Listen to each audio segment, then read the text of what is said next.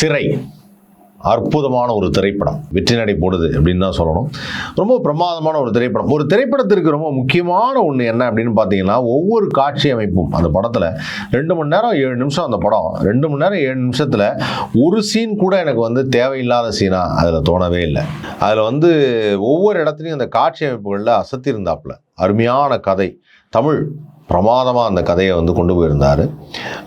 தமிழ் சினிமாவில் பார்த்தீங்கன்னா 75 வருட தமிழ் சினிமாவில் எந்த கதையெல்லாம் ஜெயிக்கும் அப்படின்னு பார்த்தீங்கன்னா, நல்ல கண்டென்ட் உள்ள கதைகள், நல்ல கான்டென்ட்டு, நல்ல எமோஷன் கலந்த கதைகள்.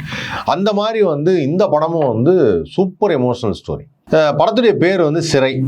அந்த சிறைங்கிறதும் போலீஸ் காவல்துறை அதிகாரிகள் இப்படிலாம் காமிக்கும் போது கடைசி வரைக்கும், ஆனால் அந்த படத்தில் ஒன்று மட்டும் காமிக்கல, ஜெயிலை காமிக்கவே இல்லை. யாருமே ஜெயிலுக்குள்ள இருக்கிற மாதிரி ஒரு ஷாட் வைக்கல. இப்போ அதுவே ஒரு பெரிய ஒரு வித்தியாசமாக இருந்தது. அப்போ நான் என் நண்பர்கிட்ட கேட்டப்போ அவர் சொன்னார், அந்த சிறைக்குள்ளே அவங்க சிக்கிக்கிட்டாங்க சார், அந்த சிறை சார், அந்த சிறைங்கிறது ஒரு தடை, அந்த தடைக்குள்ளே அவங்க சிக்கிக்கிட்டாங்க அப்படின்னு.